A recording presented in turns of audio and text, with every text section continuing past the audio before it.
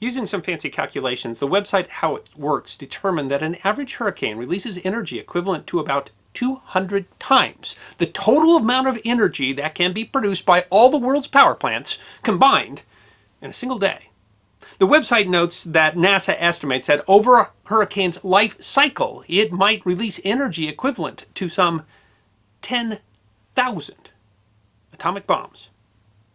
Deliberately flying an airplane into that energy might seem crazy. Deliberately flying an airplane into that energy for the purpose of research, to better understand and therefore help save people from nature's wrath, might be considered heroic. Doing that nearly 600 times in a career spanning more than 5 decades might make you one of the greatest unsung heroes of the modern age. James Doc McFadden's name is not well known outside of certain research circles, but it should be. Although largely unknown in popular memory, he was a central figure at the National Oceanic and Atmospheric Administration's Aircraft Operations Center, and his work has saved countless lives as part of NOAA's mission to better understand weather phenomena and better predict its behavior. It is history that deserves to be remembered. James McFadden was born in Winchester, Virginia in 1934. He was one of 4 children and had a twin brother. He earned a degree in geology at Virginia Tech and took a reserve commission in the Army after graduation, becoming a teacher and operations officer at Fort Bliss in the Anti-Aircraft Guided Missile School in El Paso, Texas. He later said that geology wasn't his first choice, but after giving chemical engineering a go, he realized, well, that wasn't going to work. He studied geochemistry for a time before joining the then new program for meteorology at the University of Wisconsin-Madison in 1960. There he got a PhD in meteorology and a minor in oceanography. At Madison, he studied climate in a research assistantship with the U.S. Navy, especially concerning climate in the Soviet Union. It was there that he fell in love with airplanes, as part of the research involving studying lakes in Canada from the air to compare it to information that they had on lakes in the Soviet Union. He then worked with the Weather Bureau in Washington, D.C., studying sea-air interaction, which involved work with planes and the study of hurricanes. He was working there when the Weather Bureau, the U.S. Coast and Geodetic Survey, and parts of the National Bureau of Standards were merged into a single scientific agency with the Department of Commerce, the Environmental Science and Services Administration. Working with the Ocean Research Group, a laboratory was established in Florida, and McFadden was invited to join the Aircraft Group, which provided aircraft for scientific study but didn't have many scientists involved in their organization. They said they wanted someone who understands the science, who can translate what scientists want into what we can provide. He would later state that he stayed with the Aircraft Group because it provided everything that he liked: aircraft, meteorology, and travel. Of all the work that Dr. McFadden did and the many projects that he was a part of, by far the one he is best known for is becoming one of the hurricane hunters. The United States had been flying planes into hurricanes for scientific study since 1943, when reconnaissance aircraft first flew deliberately into a Category 2 surprise hurricane, which landed in Texas. The Research Flight Facility was founded in 1961. Dr. McFadden joined in 1968. The first planes the facility had were 2 Douglas DC-6, a B-57A, and a DC-4. Some of the earliest research was into whether dynamic cloud seeding could be used to decrease the intensity of hurricanes. Dr. McFadden's first flight into a hurricane actually came before he even joined the flight group, in 1966. He was in a research plane studying upwelling when the plane received a call that the research flight meant to go into the hurricane couldn't make it, so his plane broke off from its own research to fly through the hurricane. He said that the first hurricane, Hurricane Inez, was underwhelming, but later said that every hurricane is different. Don't let the first one you fly in fool you, because you'll get your comeuppance later. It was with the Miami flight group that he became more interested in hurricanes, and he became a flight meteorologist and began flying often into hurricanes, as much as 1,000 hours of hurricane flying in a season. In 1970, the ESA was abolished, and the program was reorganized into the National Oceanic and Atmospheric Administration. The ESA Corps became the NOAA Commissioned Officer Corps, one of the 8 uniformed services of the United States. McFadden stayed with the Aircraft Operations Center for the rest of his career, flying into hundreds of hurricanes over nearly 53 years of active service. During that career, he saw, as meteorologist and co-founder of the Weather Underground website Dr. Jeff Masters put it, perhaps the most incredible diversity of weather phenomena of any person in history. Known as Doc, McFadden would often regale his colleagues and others with tales of the incredible things he saw throughout his long career. A full 360-degree rainbow, a full moon shining through the eye of a Category 4 hurricane, and spectacular sunsets. Despite flying into literally hundreds of hurricanes, complete with wind speeds of 150 miles per hour or more, he didn't consider the job particularly dangerous. It's not inherently dangerous. Sure, guys get paid a paltry hazard fee for flying hurricanes, but the planes are certainly up to it, and the crew is more than capable. So I would never be afraid to get on an airplane into a hurricane. I just wouldn't.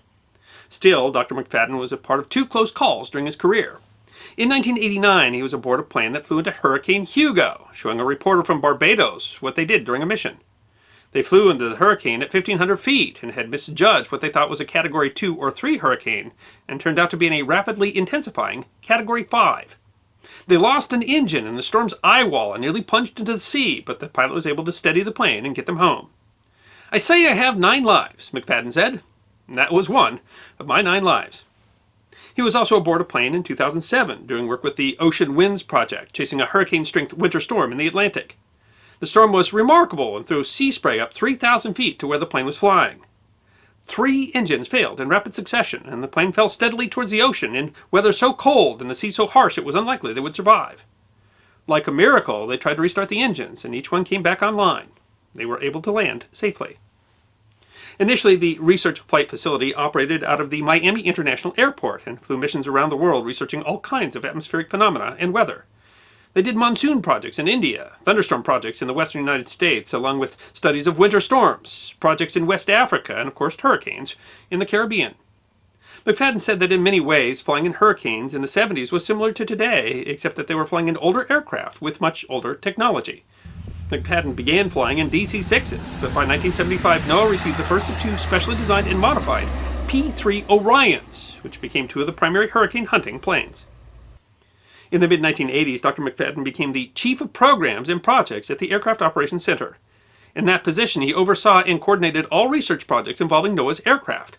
Several dozen aircraft of all kinds of makes and models, from helicopters to light aircraft to the heavy aircraft used in hurricane hunting. He was instrumental in how and where the planes were used, and the many hundreds of projects they have completed all around the globe. Regarding hurricanes, it's perhaps easy for us to forget how much has changed in our ability to predict hurricanes. In 1900, the Great Galveston Hurricane arrived with essentially no warning. The only fanfare was a long-period swell from the east and unusual movements of clouds. Very nearly the same advice that Native Americans had given Columbus nearly 400 years earlier. That storm claimed as many as 8,000 lives and caused enormous property damage. Until 1943, the only reports that could get close to the coast before the hurricane were telegraph and radio signals made by people who were able to physically observe the storm. 1943, when that first plane entered the surprise hurricane, proved that modern planes were more than sturdy enough to survive hurricane winds. In fact, commercial planes flying in the jet stream regularly fly through winds exceeding 150 miles per hour, but the real risk is shear, the sudden change in horizontal or vertical winds that can destroy an aircraft, which today's planes can often identify on the radar and avoid.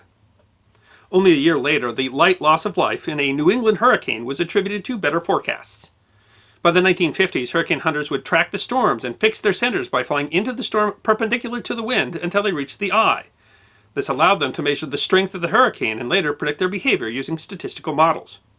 By 1960, satellites were first used to identify forming storms. Since then, technology has advanced rapidly, with new instruments like step-frequency microwave radiometers and dropsondes. These advancements have massively changed the situation. They prevent 90% of expected U.S. hurricane deaths if technology operated as they did in 1950. They used to say, maybe they still say, it cost $1 million a mile to prepare the coastline for a hurricane. Better tracking and forecasting can reduce this, in addition to saving lives. And since 1968, McFadden was at the center of those changes, keeping abreast of changing technologies, missions, and research. Dr. McFadden oversaw a system that has matured from hand-drawn charts with coastal residents receiving little to no warning of an impending storm, to modern forecast and forecast products that afford a very precise segment of coastal residents 5 to 7 days advance notice, said Commander Chris Sloan, commanding officer of the Aircraft Operations Center. In 2016, it was reported that work of hurricane research has made the 5-day forecast as accurate as the 3-day forecast was just 10 years earlier. It's difficult to overstate his influence on hurricane forecasting and data collection. There isn't a single person who's experienced a hurricane or a tropical cyclone who hasn't been directly impacted by his work in a positive way, said Carl Newman, Deputy Director of the AOC. Since the beginning, he was there, mentoring and shepherding generations of atmospheric scientists and hunters. Throughout his career, he was lauded for his phenomenal dedication to his work. As recently as 2016, he was described as an anchor who continues to reinvent, motivate, and drive the organization to continue to innovate and do better. Like many public servants, Doc McFadden's personal passion for his work has gone largely unreported, except in some very particular circles and among the many people he's worked with. In 2016, he was recognized as a finalist for the Samuel J. Heyman Service to America medals, sometimes called the Oscars of government service. He was recognized by the Guinness Book of World Records as having the longest career as a hurricane hunter for his nearly 53 years of service. The center moved many times, from Miami to MacDill Air Force Base in Tampa to its current location in Lakeland, Florida. And through it all, Doc McFadden continued to fly. He made his last penetration into an eye wall in 2019, the age of 85, into Hurricane Jerry. Over the years, he laughed off the very idea of retiring. Why would I retire? He said. I have the best life. While at the same time, of course, raising and taking care of his family and his 4 children. He did, however, say in an interview in 2020 for the 50th anniversary of NOAA that he might finally retire before 2021. But life intervened. On September 28th, 2020, James Doc McFadden, the unsung hero, whose work had saved so many lives and protected so much property, passed away after a brief illness, peacefully in his home in Coral Gables, Florida. In memoriam, Rear Admiral Michael Sila, director of the NOAA Office of Marine and Aviation Operations, said of him that his leadership, dedication, professionalism, and many contributions to airborne data collection and atmospheric research cannot be overstated. He will be greatly missed.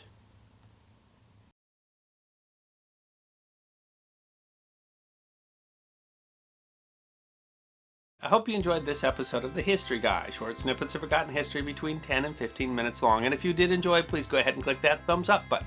If you have any questions or comments or suggestions for future episodes, please write those in the comment section. I will be happy to personally respond. Be sure to follow The History Guy on Facebook, Instagram, Twitter, and check out our merchandise on teespring.com. And if you'd like more episodes on forgotten history, all you need to do is subscribe.